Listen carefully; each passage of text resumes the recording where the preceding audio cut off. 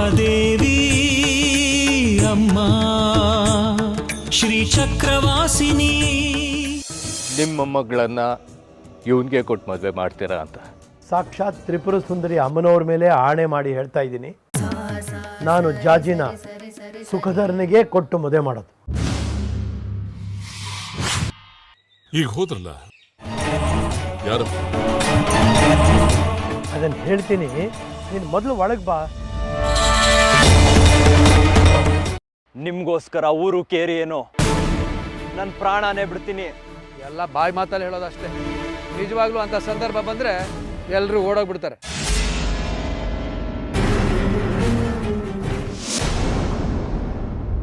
ಏನು ಇಷ್ಟು ಗಂಭೀರವಾಗಿ ಕೂತ್ಬಿಟ್ಟಿಯಲ್ಲ? ಏನು ಬಂದ ಕಾರಣ ಏನು ಅಂತ ಹೇಳು. ಸುಮ್ಮನೆ ಕೂತ್ಬಿಟ್ರೆ ನಮಗಾದರೂ ಹೇಗೆ ಗೊತ್ತಾಗಬೇಕು? ನಿಮ್ಮನೆಗೆ ಬರೋದಕ್ಕಿಂತ ಘನಕಾರಣ ಏನಾದರೂ ಬೇಕಾಗಿದೆಯಾ? ಸುಮ್ಮನೆ ಹೀಗೆ ಬಂದು ಹಾಗೆ ಹೋಗುವಷ್ಟು ಸಲಿಗೆ ಇಲ್ವಾ ನಿಮ್ಮ ಕುಟುಂಬದ ಜೊತೆ ನನಗೆ? ಅದಲ್ಲ ವಿರೂಪಾಕ್ಷ, ನೀನು ಹಾಗೆಲ್ಲ ಸುಮ್ಮನೆ ಬರೋಲ್ಲ ಅನ್ನೋದು ನಿನಗೂ ಗೊತ್ತು, ನನಗೂ ಗೊತ್ತು. ನಿನ್ನ ಇವತ್ತು ನಿನ್ನೆಯಿಂದ ನೋಡ್ತಾ ಇಲ್ಲ, ನೀನು ಹುಟ್ಟಿದಾಗಿಂದ ನೀನು ನೋಡ್ತಾನೇ ಇದ್ದೀನಿ. ನೀನು ಬೆಳೆದು ನಿನಗೆ ಮೊಮ್ಮಕ್ಕಳಾಗೋ ಕಾಲಕ್ಕೂ ಒಂಚೂರು ಬದಲಾವಣೆ ಇಲ್ಲ. ನಿನ್ನ ಬಗ್ಗೆ ನನಗೆ ಗೊತ್ತಿಲ್ವಾ? ನೀನು ಲಾಭ ಇಲ್ಲದೆ ಏನೂ ಮಾಡೋವನಲ್ಲ, ಅದಕ್ಕೆ ಕೇಳಿದೆ ಅಷ್ಟೇ. ಚಚ್ಚೆ, ಹಾಗೆಲ್ಲ ಏನೂ ಇಲ್ಲ ಶಂಕರ ಶಾಸ್ತ್ರಿಗಳೇ. ಲಾಭ ನಷ್ಟ ಇದನ್ನೆಲ್ಲ ನೋಡೋದು ವ್ಯಾಪಾರ ವ್ಯವಹಾರಗಳಲ್ಲಿ, ಸ್ನೇಹ ಸಂಬಂಧಗಳಲ್ಲ. ಹಾಗೆ ನೋಡಿದ್ರೆ 20 ವರ್ಷದ ಹಿಂದೆ ನೀವು ದೇಶಾಂತರ ಹೊರಟು ಹೋಗಿದ್ರಿ. ಈಗ ಬಂದು 2 ತಿಂಗಳಷ್ಟೇ ಆಯಿತು.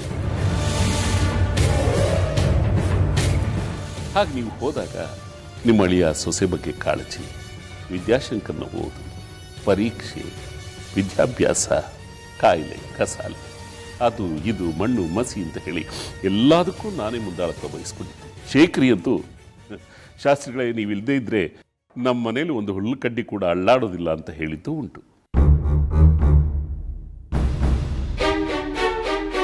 ನೀವು ಹೇಳಿದಾಗೆ ಲಾಭ ನಷ್ಟನೇ ನೋಡೋದಾಗಿದ್ರೆ ಈ ಮನೆಗೆ ಇಷ್ಟೆಲ್ಲ ಯಾಕೆ ಮಾಡ್ತಾ ಇದ್ದೆ ಹೇಳಿ? ನನಗಾದರೂ ಏನು ಲಾಭ? ಈ ಮನೆ ಸಂಬಂಧ ನನಗೆ ಲಾಭ ನಷ್ಟಕ್ಕಿಂತನೂ ಮೀರಿತ್ತು.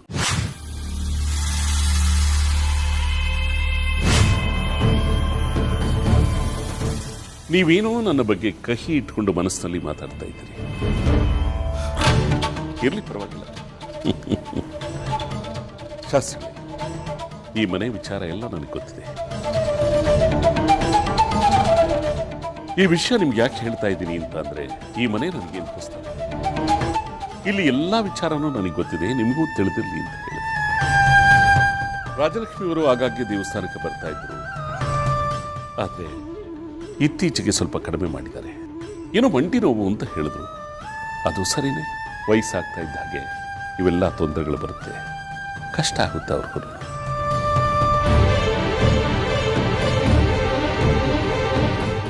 ಲಲಿತಾ ಇನ್ನೇನು ಕಾಫಿ ತಗೊಂಡ್ಬಂದ್ಬಿಡ್ತಾಳೆ. ನೀವು ಮಂಟಿ ನೋವು ಅಂತ ಹೇಳ್ತಾ ಇದ್ರಲ್ಲ, ಹೇಗಿದೆ ಇವಾಗ? ಅಯ್ಯೋ, ಅದೇನು ಕೇಳ್ತೀರಿ, ಕೂತ್ರೆ ಹೇಳಕ್ಕಾಗಲ್ಲ, ಎದ್ರೆ ಕೂತ್ಕೊಳ್ಳೋಕ್ಕಾಗಲ್ಲ, ಅಂಥ ಪರಿಸ್ಥಿತಿ. ನೀವೇನೂ ಯೋಚನೆ ಮಾಡಬೇಡಿ. ಒಂದು ಸಾರಿ ನಮ್ಮ ಮನೆ ಕಡೆ ಬನ್ನಿ. ನನ್ನ ಆತ್ಮೀಯರೊಬ್ಬರು ಕೇಳದಿಂದ ಒಂದು ಔಷಧಿ ತಂದು ಕೊಟ್ಟಿದ್ದಾರೆ, ಅದನ್ನು ಕೊಡ್ತೀನಿ, ಗುಣ ಆಗುತ್ತೆ. ವಿರೂಪಾಕ್ಷ, ಒಂದು ನಿಮಿಷ ಬಂದೆ. ಸರಿ.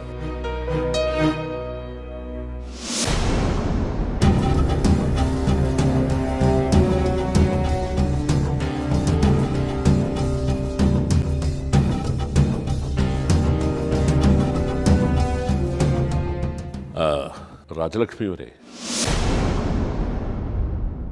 ಒಂದು ಮುಖ್ಯವಾದ ವಿಚಾರ ಮಾತಾಡಬೇಕಾಗಿತ್ತು ನಮ್ಮ ಹತ್ರ. ಹೇಳಿ. ಅದು ಬಹಳ ಸೂಕ್ಷ್ಮವಾದ ವಿಚಾರ. ಇಲ್ಲಿ ಮಾತಾಡೋದು ಸರಿ ಇಲ್ಲ, ಸ್ವಲ್ಪ ಹೊರಗಡೆ ಬರ್ತೀರಾ?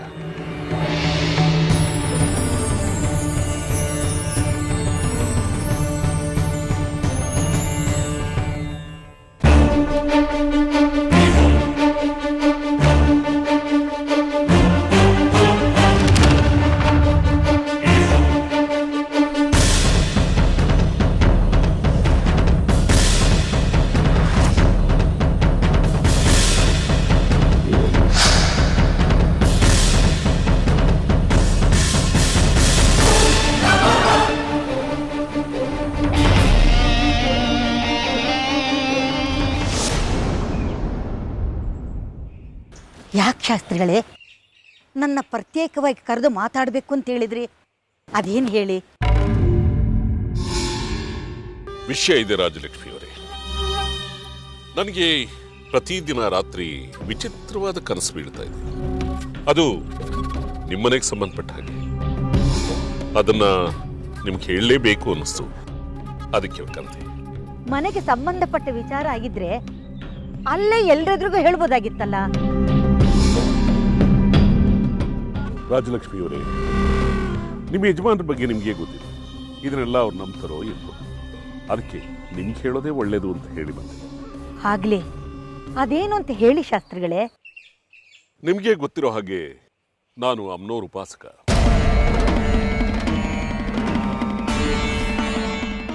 ವರ್ಷದ 365 ದಿವಸನೂ ಅಮ್ನೋರ್ ಪೂಜೆ ಮಾಡ್ತಾರೆ. ಆದ್ದರಿಂದ ನನ್ನ ಕನಸಿನಲ್ಲಿ ಅಮ್ನೋರು ಆಗಾಗ ಕಾಣಿಸ್ಕೊಳ್ತಾ ಇರ್ತಾರೆ, ವಿಶೇಷವಾದ ಸೂಚನೆಗಳನ್ನು ನೀಡ್ತಾ ಇರ್ತಾರೆ. ಇದು ಊರಿಗೆ ಗೊತ್ತಿರುವಂಥ ವಿಚಾರ. ಇಷ್ಟೇ ಅಲ್ಲ, ಆಗಾಗ್ಗೆ ಗರ್ಭಗುಡಿಯಲ್ಲಿ ನಿಂತ್ಕೊಂಡು ಅಮ್ಮನವ್ರ ಜೊತೆ ಸಂವಾದ ಕೂಡ ಮಾಡ್ತೀನಿ. ಇದು ನಿಮಗೆ ಗೊತ್ತಿದೆ. ಇದೆಲ್ಲ ನಮಗೂ ತಿಳಿದಿದೆ, ಅದರಲ್ಲಿ ಹೊಸದೇನಿದೆ? ನಿಜ, ಇದ್ಯಾವುದು ಹೊಸ ವಿಷಯ ಅಲ್ಲ. ಆದರೂ ಯಾಕೆ ಹೇಳ್ತಾ ಇದ್ದೀನಿ ಅಂತಂದ್ರೆ, ನಾನು ಹೇಳೋದು ಯಾವುದು ಸುಳ್ಳಾಗೋದಿಲ್ಲ, ನಾನು ಸುಳ್ಳು ಹೇಳೋದು ಇಲ್ಲ. ಅದನ್ನೇ ನಿಮಗೆ ಮನನ ಮಾಡೋಣ ಅಂತ ಹೇಳಿದೆ. ಎಲ್ಲಾದ್ರೂ ಉಂಟೆ, ನಾನು ಮದುವೆಯಾಗಿ ಬಂದಾಗ್ಲಿಂದನೂ ನಿಮ್ಮನ್ನು ನೋಡ್ತಾನೆ ಇದ್ದೀನಿ. ಅದನ್ನ ಮತ್ತೆ ಹೇಳಬೇಕೆ? ನಿಮ್ಮ ಬಗ್ಗೆ ಯಾವ ಸಂದೇಹನೂ ಇಲ್ಲ ಶಾಸ್ತ್ರಿಗಳೇ. ನಿಮ್ಮನ್ನ ಅಪನಂಬಿಕೆಯಿಂದ ನೋಡಷ್ಟು ಸಣ್ಣವರಲ್ಲ ನಾವು. ಅದು ಬಿಡಿ, ಕನಸು ಅಂದ್ರಲ್ಲ, ಅದೇನು ಹೇಳಿ?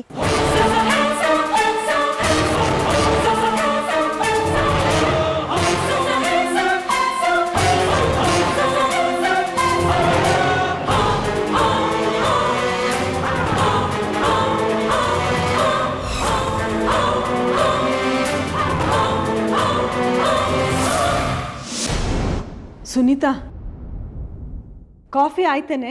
ನಾ ಹಣ್ಣು ಹೆಚ್ಚಿದ್ದೀನಿ. ಹ್ಞೂ.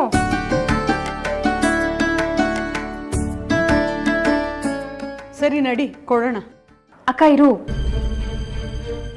ಒಂದು 5 ನಿಮಿಷ ಹೋಗ್ಲಿ ತಾಳು. ಅದು ಶಾಸ್ತ್ರಿಗಳು ಮತ್ತು ಅತ್ತೆ ಏನೋ ಮಾತಾಡೋದಕ್ಕೆ ಹಿತ್ಲ ಕಡೆ ಹೋಗಿದ್ದಾರೆ. ಹೌದಾ? ಅವರಿಬ್ರದ್ದೇನು ಮಾತು? ಅದೇನೋ ಗೊತ್ತಿಲ್ಲ. ಆದರೆ ಈಗ ನಾವು ಅಲ್ಲಿಗೆ ಹೋದರೆ ಅವ್ರು ಮಾತಾಡೋದಕ್ಕೆ ಅಡಚಣೆ ಆಗ್ಬೋದು. ಹೋಗೋದು ಬೇಡ ಅನಿಸುತ್ತೆ. ಈ ಶಾಸ್ತ್ರಿಗಳಿಗೆ ಅಮ್ಮನ ಜೊತೆ ಮಾತಾಡೋ ವಿಚಾರ ಏನಿದೆ?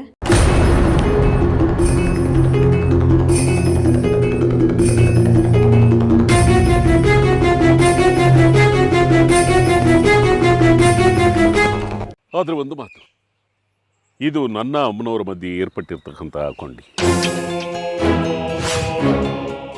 ಇದನ್ನು ಮತ್ತೊಬ್ಬರ ಹತ್ರ ಹಂಚಿಕೊಳ್ಳೋದು ಮಹಾಪರಾಧ. ಆದರೂ ನನಗೆ ನಿಮ್ಮ ಮೇಲಿರ್ತಕ್ಕಂತಹ ಕಾಳಜಿ, ಅಭಿಮಾನ ಇದನ್ನ ಹಂಚಿಕೊಳ್ಳೋ ಹಾಗೆ ಮಾಡಿದೆ. ನಿಮ್ಮಂಥವರು ಈ ಬಡ ಮುದುಕಿ ಮೇಲೆ ಇಟ್ಟಿರೋ ಅಭಿಮಾನ ದೊಡ್ಡದು. ಅದೇನು ಹೇಳಿ ಶಾಸ್ತ್ರಿಗಳೇ? ಹೇಳ್ತೀನಿ. ಕಳೆದ 3 ದಿನಗಳಿಂದ ಅಮ್ಮನವರು ನನ್ನ ಕನಸಿನಲ್ಲಿ ಕಾಣಿಸ್ಕೊಂಡಿದ್ದಾರೆ. ಒಂದೇ ಸಮಯ ಎಚ್ಚರಿಕೆ ಕೊಡ್ತಾ ಇದ್ದಾರೆ.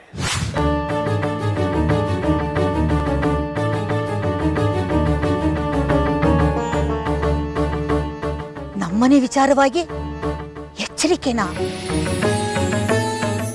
ಹೌದು ರಾಜಲಕ್ಷ್ಮಿಯವರೇ, ನಿಮ್ಮನೆ ವಿಷಯವಾಗಿ. ಆ ತಾಯಿ ಆಣತಿಯಂತೆ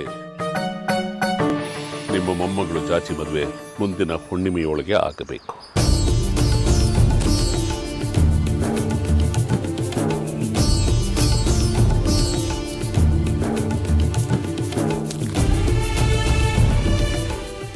ಅಮ್ಮ, ಜಗಜ್ಜನನಿ, ಇದೆಂತಹ ಪವಾಡ ಇದು!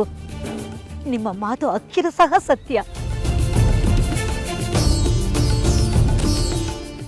ಅದಕ್ಕೆ ನಮ್ಮನೆಯವರು ಕೂಡ ಆತುರವಾಗಿ ಜಾಜಿ ಮದುವೆ ಮಾಡಕ್ಕೆ ಅಂತ ಹೊರಟಿರೋದು. ಅಂದ್ರೆ ನೀವು ಮದುವೆ ತಯಾರಿ ನಡೆಸ್ತಾ ಇದ್ದೀರಾ? ಹೌದು ಶಾಸ್ತ್ರಿಗಳೇ, ಅವಳ ಮದುವೆಗೆ ಬೇಕಾದ ಎಲ್ಲ ತಯಾರಿನೂ ನಡೀತಾ ಇದೆ. ಆದ್ರೆ ಇಲ್ಲೇ ಒಂದು ಸ್ವಾರಸ್ಯ ಇರೋದು ರಾಜ್ಯಲಕ್ಷ್ಮಿಯವರೇ. ಜಾಜಿ ದೈವೀಗುಣ ಸಂಭೂತಿ. ಅವಳನ್ನು ಅಂತಿಂಥ ಮನೆಗೆ ಕೊಡೋ ಹಾಗಿಲ್ಲ. ಸಂಪ್ರದಾಯ ಸಂಸ್ಕಾರ ಇರುವಂಥ ಮನೆಗೆ ಕೊಡಬೇಕು. ತುಂಬ ಮಡಿವಂತರಾಗಿರಬೇಕು. ಇದು ಅಮ್ಮನವ್ರ ಸೂಚನೆ. ಸದ್ಯ ಒಳ್ಳೇದೇ ಆಯ್ತು. ಈಗ ನಮ್ಮನೆಯವ್ರು ನೋಡಿರೋ ಹುಡುಗ ಕೂಡ ಒಳ್ಳೆ ಸಂಸ್ಕಾರವಂತನೇ.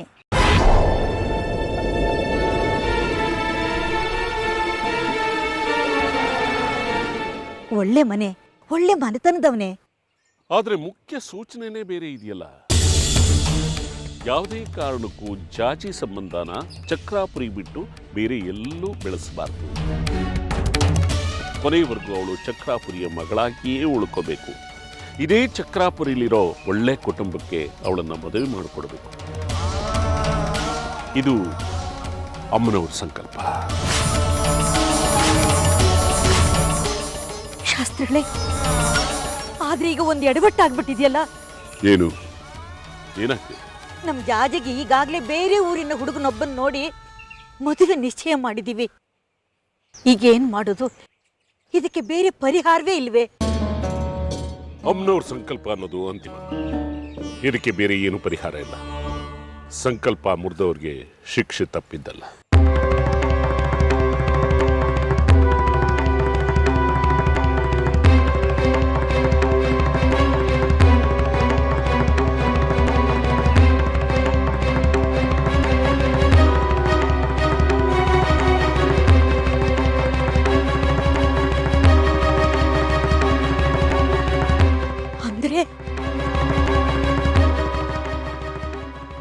ಏನ್ ಹೇಳ್ತಾ ಇದ್ದೀರಿ ಶಾಸ್ತ್ರಿಗಳೇ?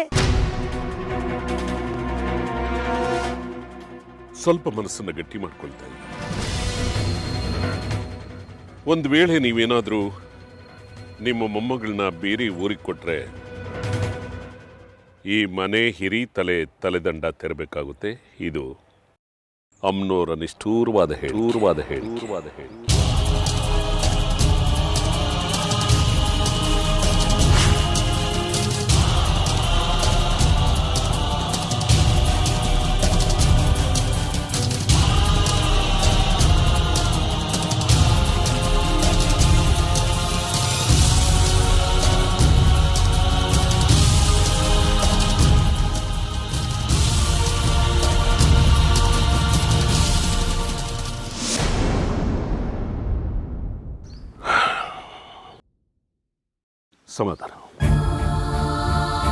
ಸಮಾಧಾನ ಮಾಡಿಕೊಳ್ಳಿ ರಾಜಲಕ್ಷ್ಮಿಯವರೇ.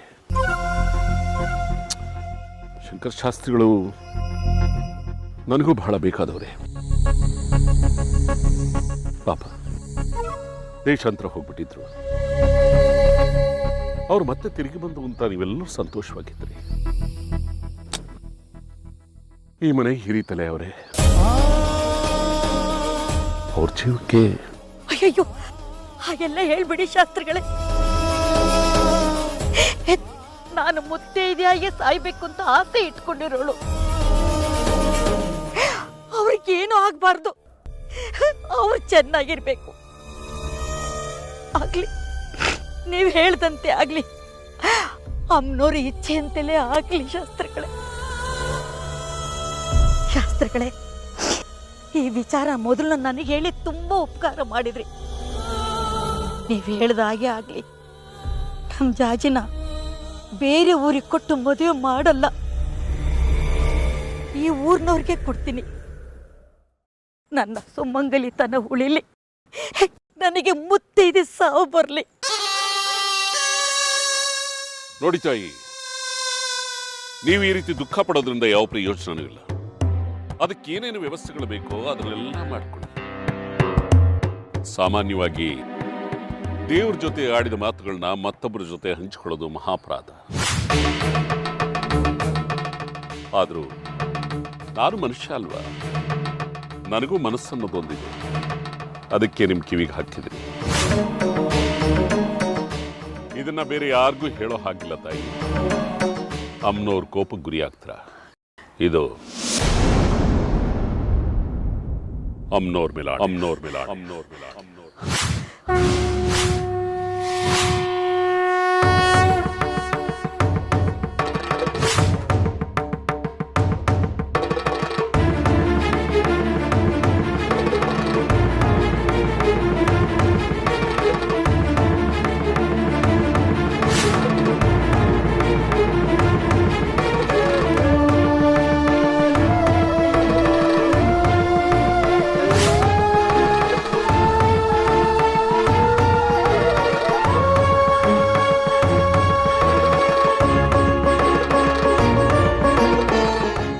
ನೀವುಂಟು ಅಮ್ಮನವರು.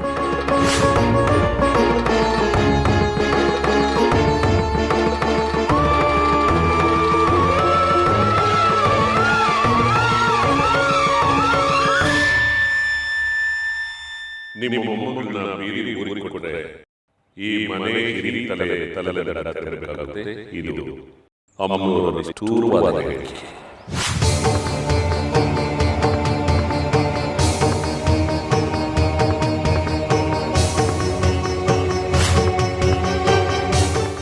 ಇದನ್ನ ಬೇರೆ ಯಾರಿಗೂ ಹೇಳೋಕ್ಕಾಗಲ್ಲ. ಅಮ್ಮನವರು ಒಬ್ಬರಿಯ ಇದು ಅಮ್ಮನವರ.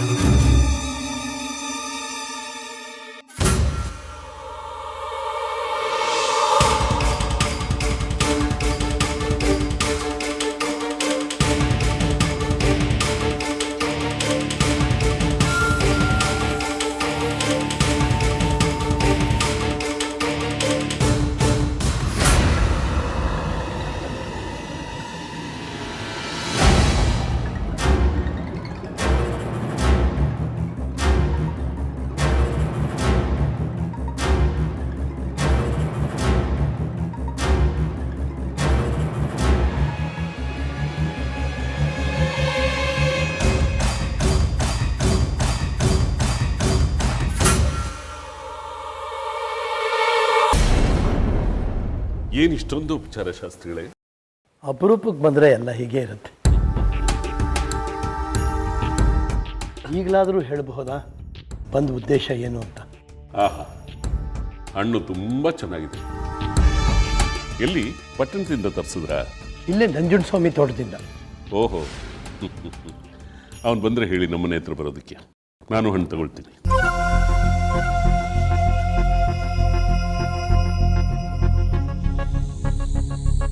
ಹಾ ಶಾಸ್ತ್ರಿಗಳೇ, ನಾನು ಬಂದ ವಿಷಯ ಏನು ಅಂತ ಕೇಳಿದ್ರಿ ಅಲ್ವಾ?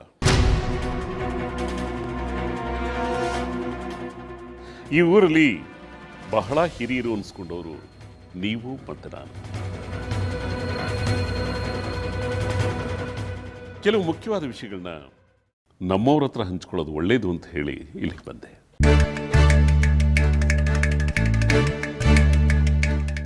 ಇವನು ಚಂದ್ರಧರ.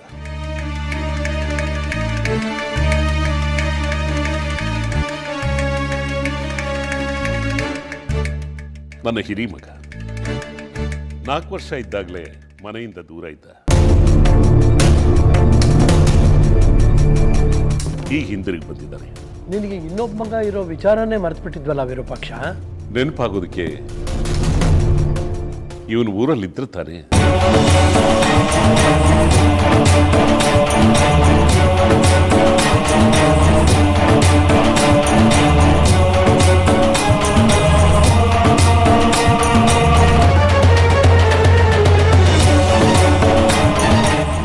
ಇದನ್ನೇ ಹೇಳೋದಕ್ಕೆ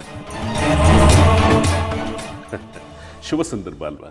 ಬರೀ ಕೈಲಿ ಹೋಗಬಾರ್ದು, ಸ್ವೀಕರಿಸಬೇಕು. ಆಯ್ತು, ಸರಿ, ನಾವೇನು ಹೊರಡು ಬಾ.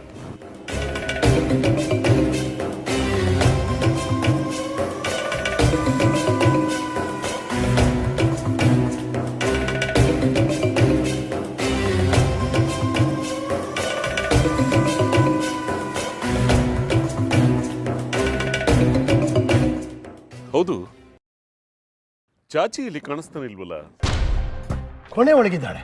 ಓಹೋ, ಕರೀರಿ ಮತ್ತೆ. ಮನೆಯವರೆಗೂ ಬಂದು ದರ್ಶನನೇ ಆಗ್ಲಿಲ್ಲ ಅಂದ್ರೆ ಹೇಗೆ? ಜಾಜಿ, ಮಗು ಜಾಜಿ.